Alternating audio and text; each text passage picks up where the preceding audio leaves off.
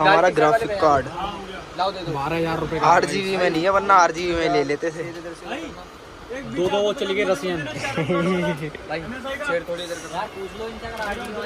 है 8 GB में आता नहीं है यार। रसियन चली गई नहीं आता। अभी हम आए हुए हैं गेमिंग पीसी वाला जो मतलब शॉप है उसके अंदर। ये भैया हैं, ये भैया बहुत बढ़िया लगे, ठीक है। ये भैया भी हैं और ये हैं। Hello uncle. ये तो बहुत अच्छा पीसी बनाते हैं, अगर किसी को मेड करवाना है या कुछ भी तो इनसे आके आप करवा सकते हैं। ये हैं एक भैया, ये हैं एक हमारा यार बैठा है गाइस जिसने हमारा पूरा सेटअप रेडी करके दिया है। भाई देखो ये बच्चे तो गाइस अभी हमसे जो मिलने आए हैं वो आए हैं हमारे बिलाल भाई। तो ये हैं हमारे बिलाल भाई, ये हैं सुहेब भाई।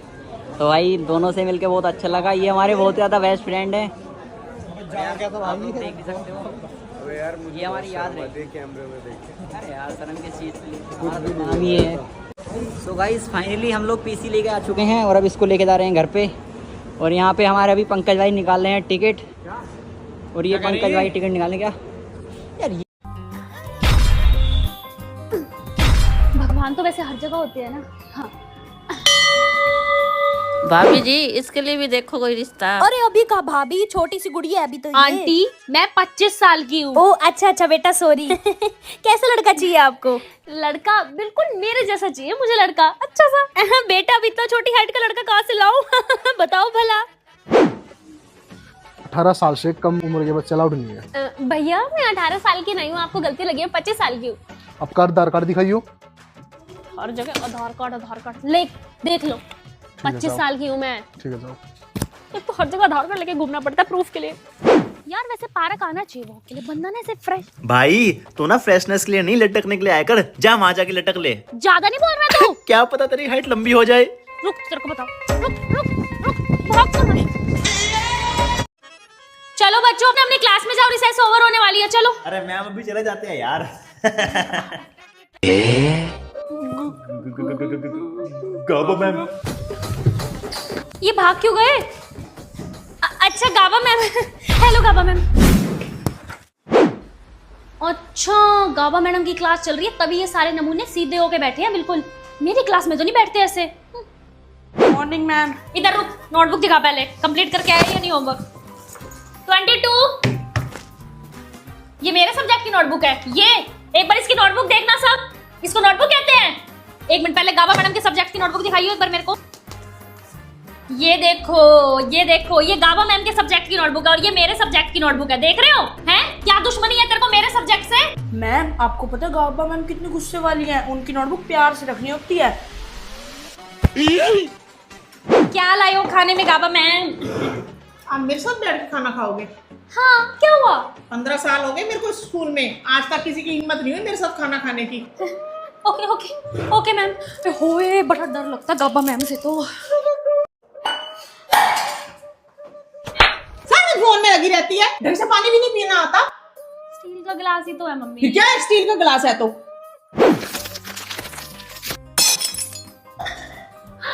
मम्मी अपनी इसने पानी का गिलास गिरा दिया, डांटो। तो कोई बात नहीं, पुराना टूटेगा तो नया आएगा। मम्मी यार दोस्तों साथ घूमने जाना है, कपड़े नहीं है लेने चल पड़ो। मेरे से नहीं जाया जाता, मेरी तबीयत ठीक नहीं है। यार मम्मी दोस्तों साथ घूमने जाना है, कपड़े भी नहीं है मेरे पास। चल आजा बेटे आजा, जो लेना है ले ले। आजा। मम्मी खाने में क्या बनाया है? कल रात को आलू गोभी बनाई थी, वही पड़ी है। मम्मी आपको पता है ना मैं आलू गोभी नहीं खाती। खानी है तो खा, नहीं तो रहने दे। मम्मी बहुत भूख लगी है, खाने में क्या है? बेटे दोपहर को पेठा बनाया था। मम्मी यार आपको पता तो है मैं पेठा नहीं खाता। राजमा बना रही हूँ, साथ में चावल भी बना दूंगी। और कुछ बनाओ मेरे बच्चे? हाँ खीर बना लो, खीर।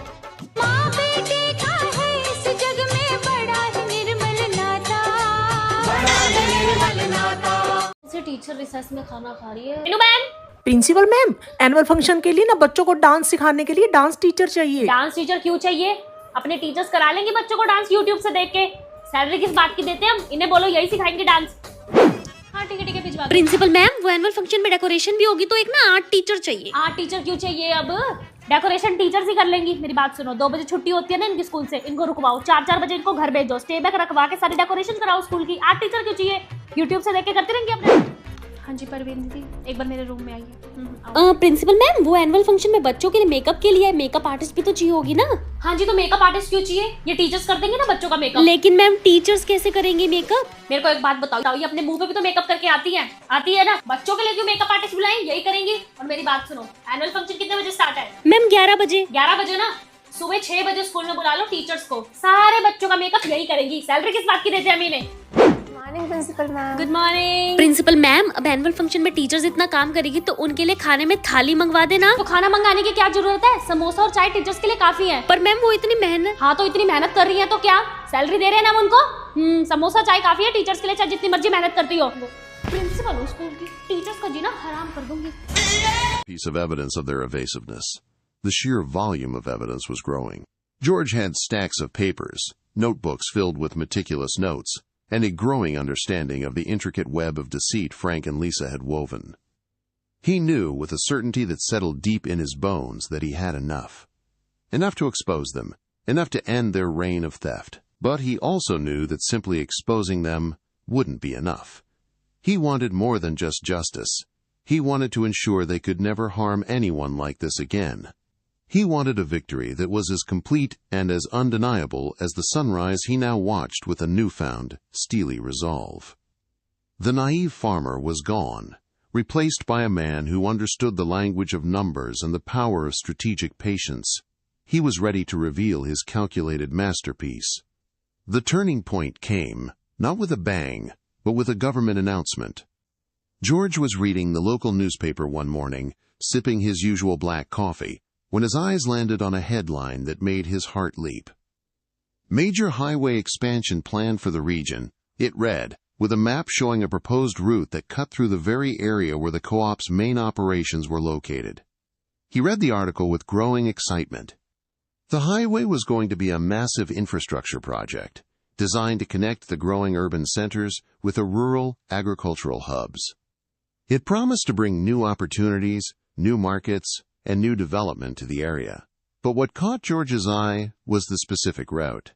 It didn't go directly through the co-op's main buildings, but it required significant land acquisition for access roads, service areas, and connecting routes.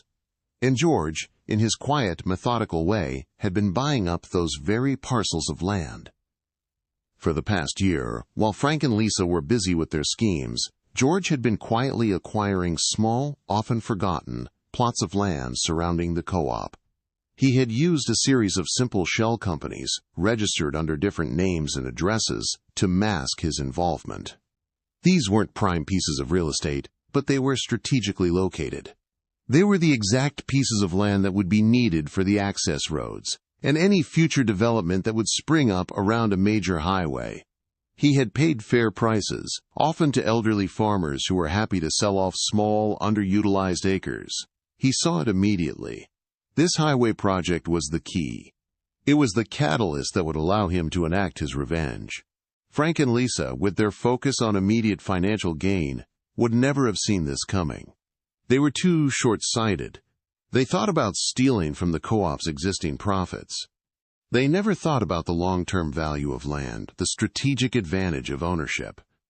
George felt a surge of adrenaline, a clarity of purpose he hadn't felt in years.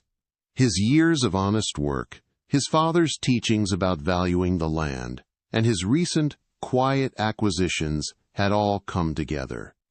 He was no longer just a farmer being cheated. He was a landowner with immense leverage. He called a meeting with Frank and Lisa. Not a public meeting, but a private one, in the small office where he had first overheard their mocking laughter. He didn't tell them the real reason for the meeting. He just said he wanted to discuss the future of the co-op. Frank and Lisa, confident as ever, agreed readily. They probably thought he was finally going to ask them for advice on how to improve profits. As they sat down, George looked at them. Their faces still held that air of smug superiority. He took a deep breath, the smell of old paper and dried ink filling his nostrils. He opened a thick binder, filled with the evidence he had meticulously collected over the past year. "Frank, Lisa," he began, his voice calm and steady, I've been doing a lot of thinking lately. About the co-op, about our partnership. Frank leaned back in his chair, a self-satisfied smile playing on his lips. Always thinking, George. That's what we like about you, though sometimes maybe a bit too much thinking and not enough doing. Lisa nodded, her eyes sharp. Indeed. Let us know what's on your mind. We're here to help. George ignored their taunts. He opened the binder. I've been reviewing our finances. Thoroughly. He pulled out a document. This invoice from Agri-Solutions, for example. It's nearly double what we paid last year for the same supplies. And the product quality hasn't changed. Frank shifted in his seat. Agri-Solutions offers premium products, George. You know that. We're investing in better quality for better yields. Is that so? George countered, his gaze unwavering. Because Martha tells me Agri-Solutions is a new supplier.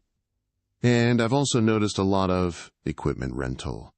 Fees for machinery that sits idle most of the time. Funny how those rentals coincide with your personal trips, Frank. Lisa's smile faltered slightly. We're optimizing our assets, George. Making the most of every resource. George flipped to another page. And what about Sunny Meadows? A very valuable contract. I helped secure that, remember? But the paperwork, it seems, the profits from that contract have been diverted through a series of companies. Companies like Global Farm Solutions and Harvest Holdings. He pointed to the addresses listed. Interesting that these companies are just P.O. boxes, and that the majority shareholder of Harvest Holdings is listed as Frank Miller. Frank's face turned red. Lisa's eyes widened, a flicker of panic in their depths. And Lisa, George continued, his voice gaining a quiet intensity. What about the employee benefit program that paid for your new sports car? Or the consulting fees paid to your brother's company? These are not legitimate co-op expenses. He laid out all the evidence, piece by piece.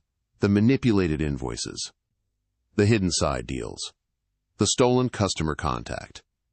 He spoke in simple terms, but the weight of the facts was undeniable. He didn't raise his voice. He didn't accuse. He just presented the truth, laid bare and undeniable.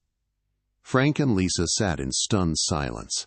Their arrogance had evaporated, replaced by a growing fear. They finally understood that George wasn't naive. He had been watching, he had been learning, and he had been planning. You can't prove any of this.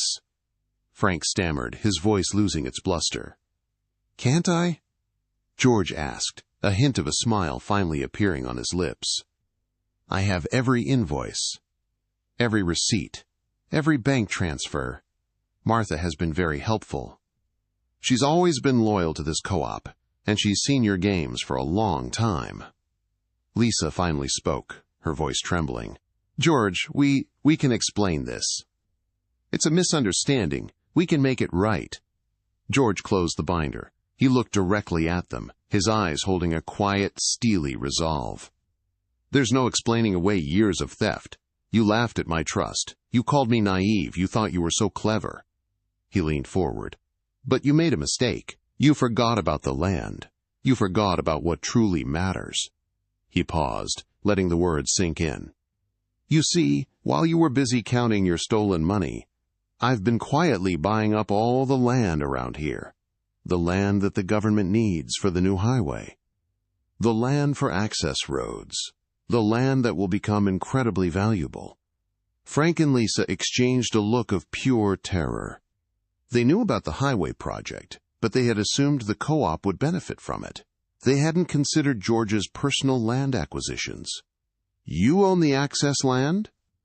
Lisa whispered, her voice barely audible. Every crucial parcel, George confirmed, and that means I control the future of this area. I control whether any new development can happen. I control access to the highway itself. Quote, Frank, desperate, blurted out, We'll buy it from you, George. Whatever you want for it, we'll pay. Just don't do anything. Quote. George let out a short, sharp laugh. It was the first genuine laugh he had shared with them, and it was filled with a potent mix of vindication and contempt. Buy it? You think you can buy your way out of this? After everything you've done? Quote. He stood up, his shadow falling over them. You're right, Frank. I'm not going to do anything. I'm not going to the police. I'm not going to court. My revenge won't be through the legal system. It will be much simpler, much more final. He walked towards the door. I've also decided, he said, turning back, his eyes meeting theirs, to vote to dissolve the co-op immediately. The color drained from Frank and Lisa's faces. Dissolving the co-op, with George's majority share and his control of the surrounding land, he would dictate the terms. He would get the lion's share of the profits from the sale of the co-op's assets, especially the land designated for the highway development, and the government would be paying handsomely for that land.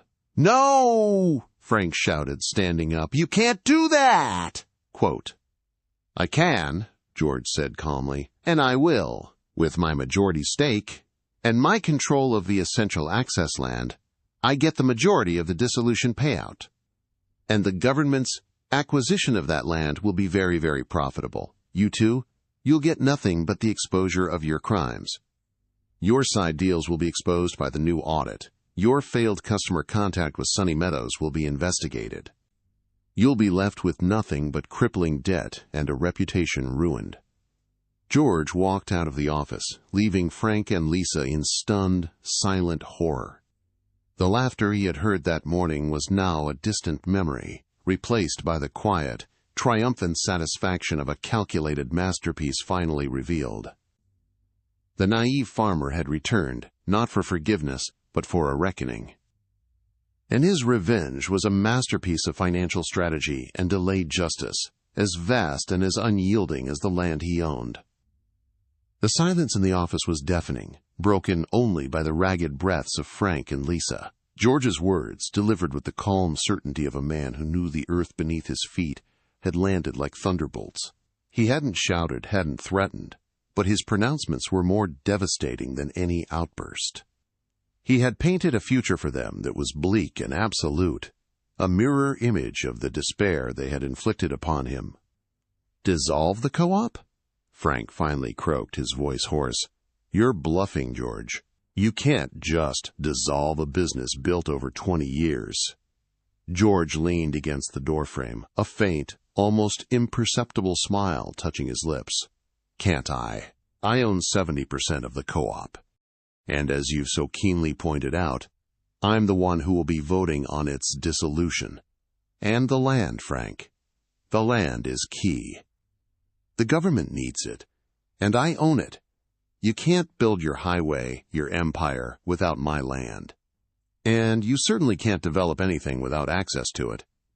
Lisa, her face pale and drawn, finally found her voice. "George, please, we made a mistake. We're greedy. But we can fix this. We can return the money. We can make amends. Just don't destroy everything."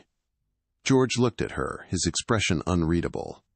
The woman whose laughter had once seemed so bright, so full of life, now looked hollow, her eyes wide with a fear that mirrored his own from that fateful morning. "Amends," he repeated softly. "You think money can fix betrayal.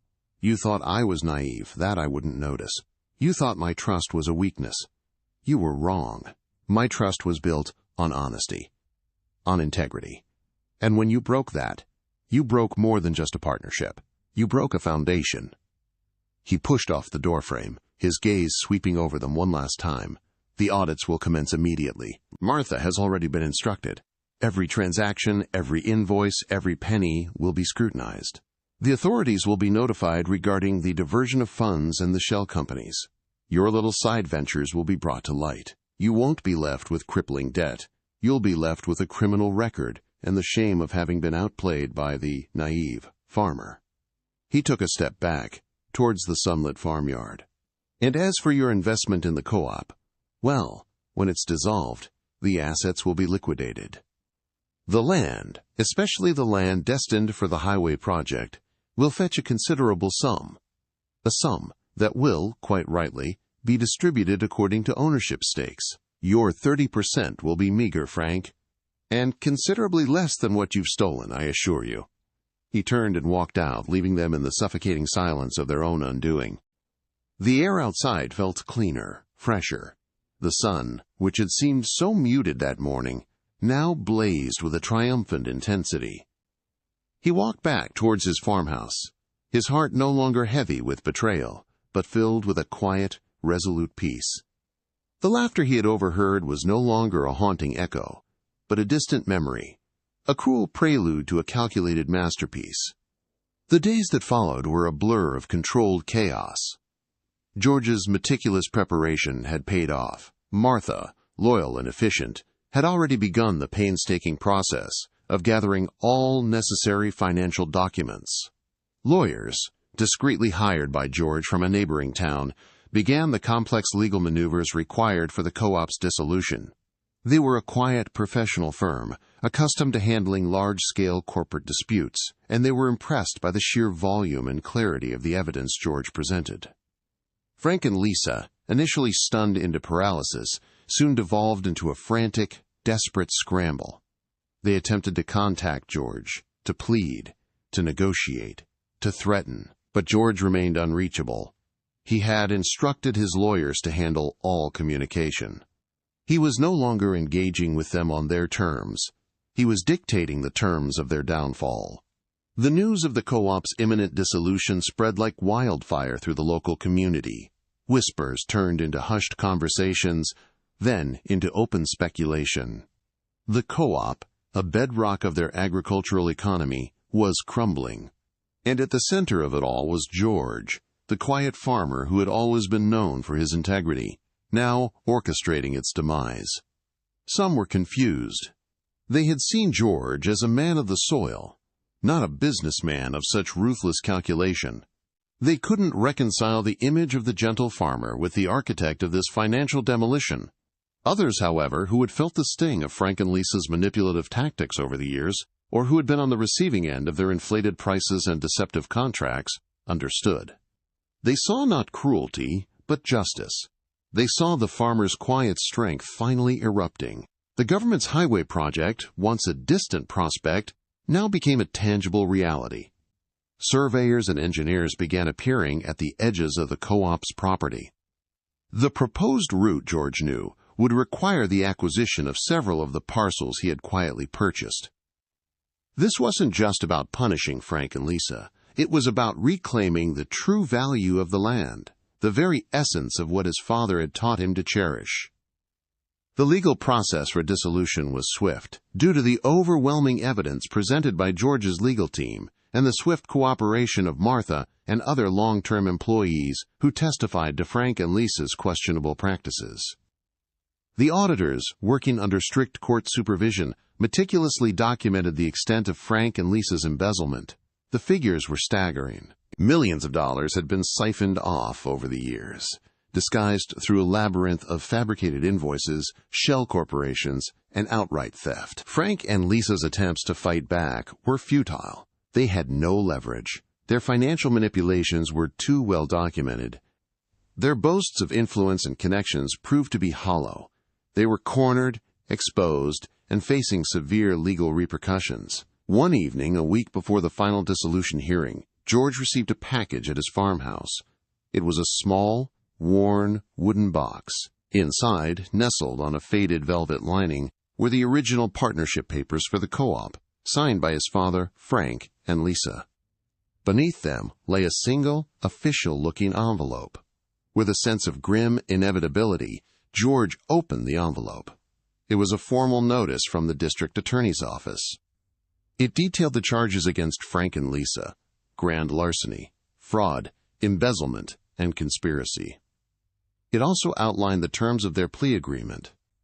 They had cooperated fully, providing testimony and aiding in the recovery of some of the stolen funds in exchange for a reduced sentence. They would be serving significant prison time, and their assets, including any remaining stakes in the co-op, would be forfeited. George looked at the partnership papers. His father's signature, strong and steady. Frank's, smooth and confident. Lisa's, elegant and assured. He remembered the day they had signed them, the optimism, the belief, and a shared future. He sighed, not with sadness, but with a weary resignation. The trust had been shattered, and there was no putting it back together. The day of the final dissolution hearing arrived. The courtroom was packed with farmers, co-op workers, and local officials, all eager to witness the end of an era. Frank and Lisa, looking gaunt and defeated, sat silently beside their lawyers. George, accompanied by his own legal team, looked calm and composed. He was a man who had faced his demons and emerged victorious. The judge, a stern but fair woman, reviewed the findings of the auditors and the terms of the dissolution agreement. The co-op's assets, including